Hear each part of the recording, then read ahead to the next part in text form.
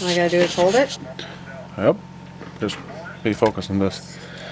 Alright, so like I promised, I'm gonna demonstrate here a receiver swap on a Phantom 3. So we have just a really broken Phantom 3 here, but it has a good OFDM unit on it.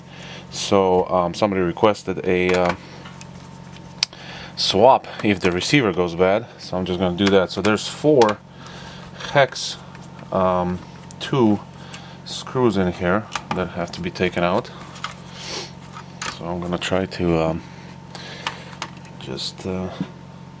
my wife is holding the camera, so I'm gonna try to make this as close as possible and visible. So once you take the 4 screws out, you lift this gently, and there's a cable in here. It has a little notch right there. Go ahead and zoom in, just get it closer. So you just press that and it just pops out. Okay, so on this side, if you lift a little bit, you're gonna see that there's the other part of the black cable right there that has to come out. But the biggest culprit, or the biggest problem that people are seeing, is all of the 4 antennas that you have to disconnect. You know what, I'm just gonna take these guys out real quick so we can have a little bit more space. I should have thought of that earlier.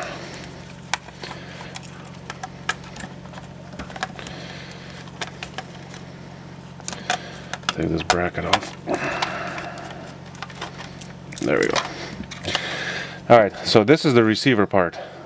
This is a sonar, and that's the receiver part. Okay, so what you want to be really careful with is the fan underneath has a little connector. See that white connector, which is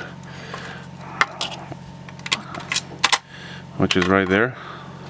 Now there's 2 versions of OFDMs and the receivers. Some of them have this connector that you can unplug, and some of them are actually soldered on and have a little bit longer wire, so you can actually play with it a little bit more. So what you do is you disconnect the 4 antennas, okay, which are diagonally located, and they go to all 4 of the leg positions. So you disconnect all these. And if you do have a version that has the fan that has a connector in it, right there, is that focused? Mm-hmm. Yeah, just half tap the button and it's gonna focus. Half tap the, yep. Okay, good.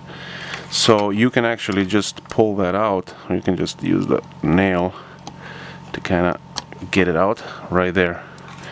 So now this connector just comes off. So this is the receiver. Okay.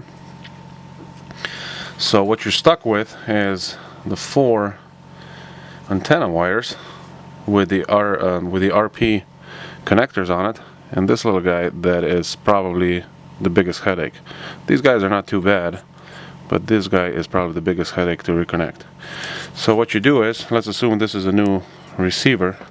Try to pull the wires just a little bit, see how much room you get, you know, try to get as much as possible and get them out. Okay, so you position your connector, so your receiver, so the connector is always going to be facing that way. Okay, and of course the connectors for the RP are going to be going down.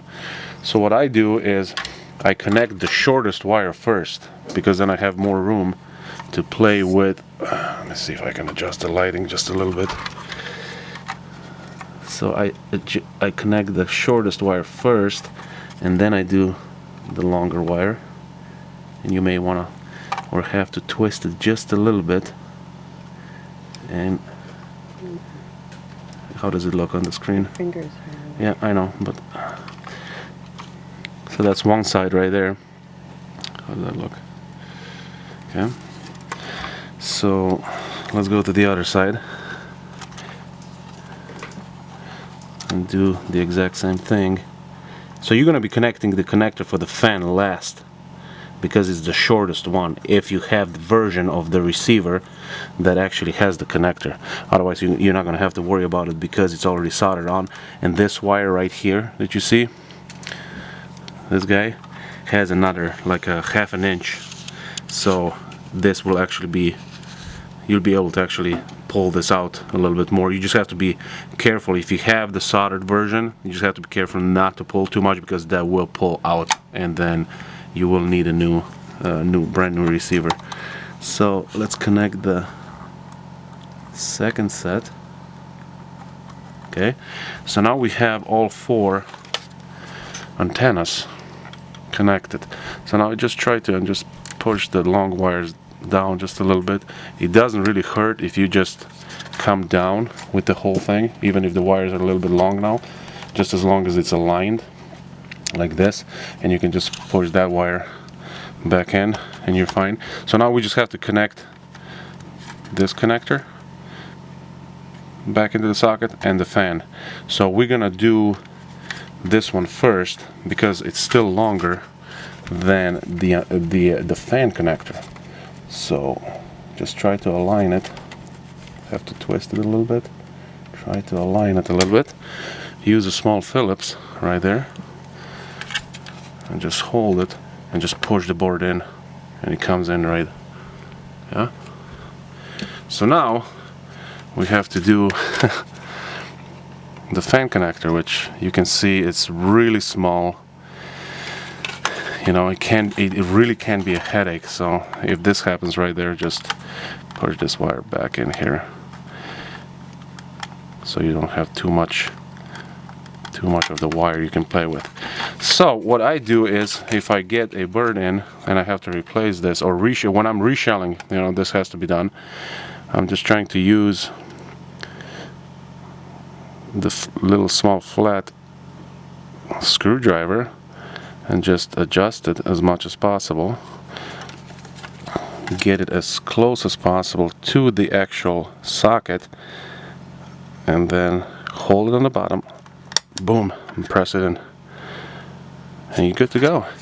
So now you just have to put everything back together. So okay, this wire is still kind of sticking out, so we're gonna try to push this as much in as possible. Okay. Otherwise, when you put the sensor cover on, it's actually going to be sticking out. So what I want to do now, before I close everything, I just want to make sure the fan is good. You can see it. The fan connector is good. The 2 antennas on this side are good. The other 2 antennas on this side, yep, they're good. So we can close this up. So all you do is just press this down, align it with where it's supposed to go. Okay. Grab your sensor board, and you know, this cable is really short, so you just want to kind of angle it at 90 degrees, align it, push it in. Okay, do this, put the screws back in, and you're good to go with a brand new receiver.